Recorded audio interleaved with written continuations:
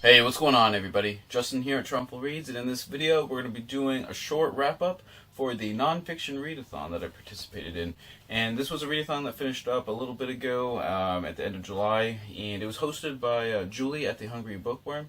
She came up with a really cool idea, and obviously it's basically just read as much nonfiction as you can in those 5 days. And of course, me pretty much with the books I read, which is mostly nonfiction anyways, I was like, yeah, I definitely had to like jump on board with this. And I kind of liked it too because it was like a relaxed sort of no challenges. It was more just read as much nonfiction as you can. So yeah, I really enjoyed that. It was just a nice refreshing week basically just to read kind of whatever I wanted for nonfiction.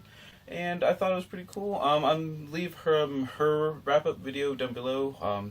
In the information down below. Definitely go check that out. Subscribe to her channel if you haven't already.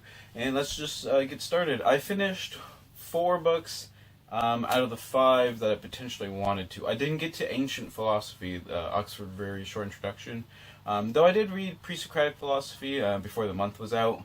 But it wasn't during like the readathon time. But that was the one book I didn't quite get to. But I did finish the other 4 that I set out to do. And let's just get started with the audiobook. And I read, or listen to James Nestor's Deep, and I have the subtitle over here: Free Diving, Renegade Science, and What the Ocean Tells Us About Ourselves. This was a really interesting book. I wasn't really quite sure what it sounded. At first, when I started it, I thought it was only going to be about basically competitive free diving, and I was kind of like, that's not that cool, basically.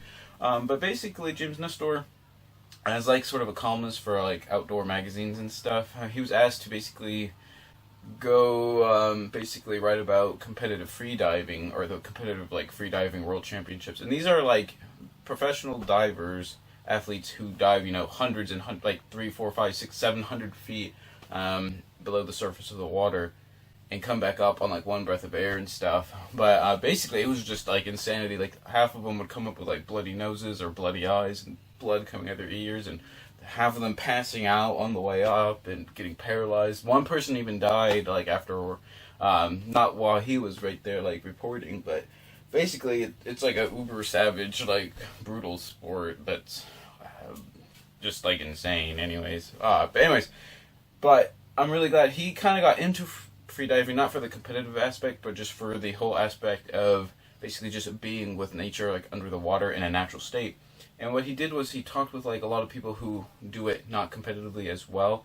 And actually there's a lot of like researchers and scientists that use freediving as a way to conduct science experiments and research, and like tagging sharks and stuff. Basically because the animals like dolphins and sharks and whales are going to be more apt to approach a human in the water if they don't have scuba gear or other sort of equipment or apparatus like on their bodies. So in a way, freediving is actually when you get good at it, it actually can be used for actually like something like useful, basically. But I was glad because at the end of the book, he goes back to the competitive freediving stuff, and he talks about how they're basically totally disconnected from the water because it's basically just them basically trying to hit a number, basically for their own basically arrogance, basically, in a way, just competitiveness. But like I said, he did talk about other things. There was some scary stuff he did too. He tried to go as far down as he could. Obviously not with free diving, but like with submarines and stuff as well. And he had like this homemade submarine that some guy in South America, or he was American, but he moved to South America because there was like no rules. I can't remember if it was Argentina or Chile or something. There's like no rules on like submarine tourism and stuff. And literally they went like thousands of feet below the ocean in this sort of rickety just hack job of a submarine. But it obviously worked because he survived. But I don't know. I guess I'm just not brave enough to do that. But like I said, it's still a really interesting book. Just him talking about basically all the different mechanisms that humans have, basically to dive under the water, even like at more normal-ish like depths of like say 50 to 60 feet, for like useful purposes and stuff. But yeah, there's some science in there. There's some basically biology, human biology. So it was a really interesting book. I like kind of the blend. It was kind of like a personal memoir of his like kind of training to like get to like 50 or 60 feet, which is very like just, normal but respectable depth. Like I can't obviously dive anywhere near that amount. So he was kind of like, oh man, that's really not that far compared to all these like crazy people, but still compared to like the average person, that's still like really impressive. And basically just how he enjoys being under the water basically in a natural state. So yeah, I thought it was pretty cool. Good blend of memoir and like science and a little bit of history. So it was pretty cool. I'm gonna give Deep by James Nestor 4 out of 5 stars. All right, let's go on to the next book. And I read an Osprey publishing book, and this one was The Age of Charlemagne. This one was by David Nicole, and the illustrations were by Angus McBride. Like I said, the illustrations are always very accurate, really cool, awesome stuff going on, really good information. The only thing I didn't really like, it was pretty good, but the one thing that I really didn't like is, even though it's called The Age of Charlemagne, it's really like the entire era of the Carolingian Empire, from basically like Charles Martel in like the 700s all the way basically to the Ottonian German Empire State, which is like after like 1000. So it really wasn't the Age of Charlemagne in that sense. It was literally the whole Western European kind of Carolingian Frankish state thing. So it wasn't as specific as I actually would have liked, but I did learn quite a bit about several different things, especially the arms and armor. There's always usually a highlight in these books, but overall, if you like Charlemagne or you like learning about the Carolingians or basically early medieval Europe, definitely give this one a shot, especially if you like illustrations to accompany your book. So I'm going to give The Age of Charlemagne a 3 out of 5 stars. And then I also read 2 life science books, and one is What the Dog Knows by Kat Warren, and the subtitle is Scent Science and the Amazing Ways Dogs Perceive the World. And this was a really good blend of, basically, Kat Warren is a like kind of journal communications or English professor, but she really got interested in basically working dogs and especially cadaver dogs. And half the book is basically her training her dog Solo, her German Shepherd Solo, to basically be a cadaver dog, and basically some of the trainings that she used, the people she met, then basically all the adventures and cases that they worked on, and how they went about doing that, basically on off days and on days, and specific cases and stuff. But there's also a lot of history as well, just like a lot of history and science just on working dogs in general, especially obviously with a focus on cadaver dogs and quite a bit on like search and rescue dogs and things of that nature. And it dispelled quite a few myths about how like certain dogs obviously get like kind of the reputation of basically being the best at being a working dog or a scent dog and stuff. And it's really not that much evidence for like a lot of those claims, but like she had really cool interesting chapters, like she had a whole interesting chapter on basically the history of like bloodhounds and how they came to be, the scent dog that does like all the tracking for, for basically any kind of law enforcement or criminal sort of enterprise. They always get the bloodhounds out.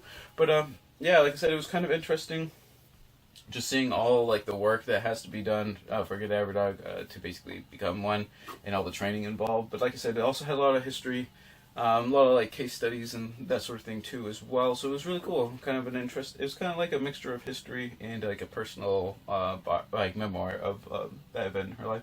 So yeah, and she's, like I said, she was like a journalism professor, so she writes really well. She's pretty witty in a lot of places. Just a lot of things like stick with you as you read it. So yeah, I really enjoyed this one. I'm going to give What the Dog Knows 4.5 out of 5 stars. Alright, lastly, I saved the best for last. It's A Naturalist Goes Fishing by James McClintock. And the subtitle is Casting Fragile Waters from the Gulf of Mexico to New Zealand's South Island.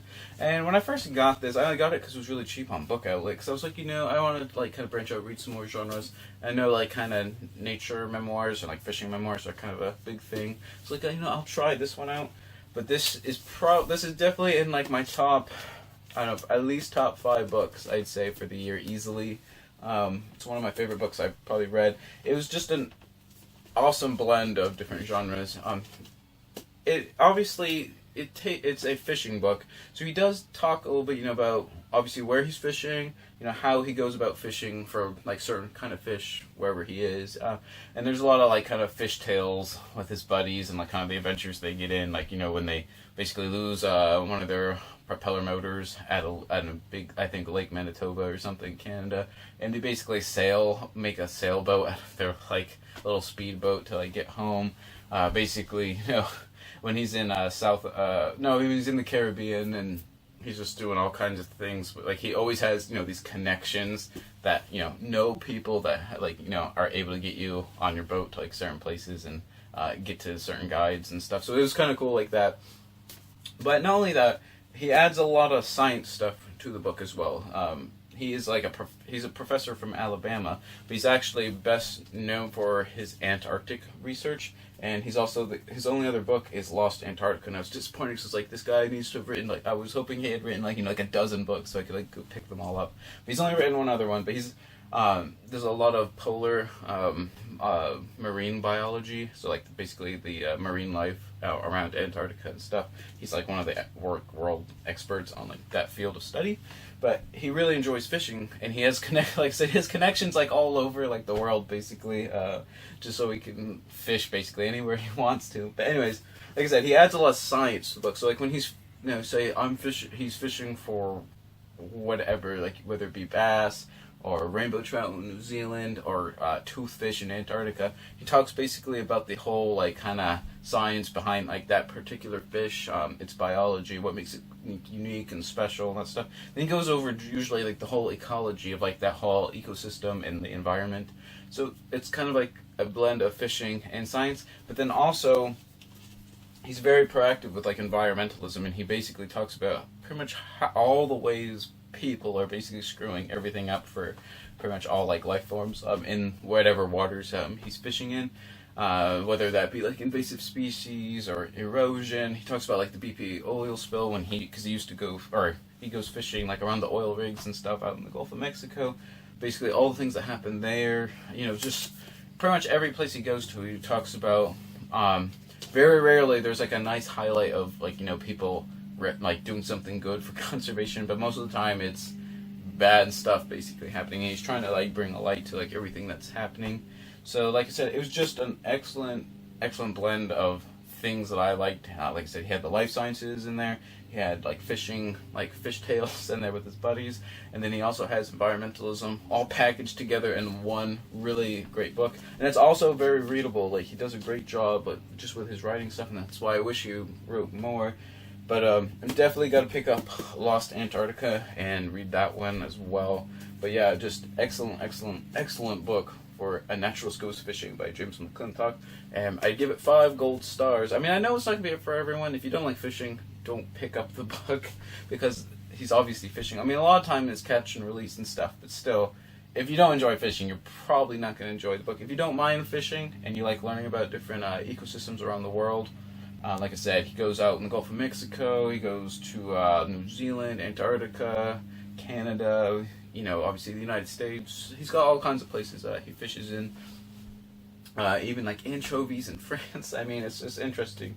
And like I said, and if you care for the environment or you like environmentalism, like learning about that kind of aspect of our world, you should definitely check out A Naturalist Goes Fishing. I really enjoyed it. 5 solid stars to A Naturalist Goes Fishing by James McClintock, and I'm really pleased I read that. Just awesome. Can't say enough about that one. I know it's kind of weird mismatch genre, but still, I just really enjoyed it, and encourage you guys to check it out. And just tell me what you guys think down below about any of the books. If you've read them, or if you've heard about them, or want to know more about them, I'd be glad to talk to you or answer any questions you might have. And remember, whatever you're reading, always remember, read victoriously.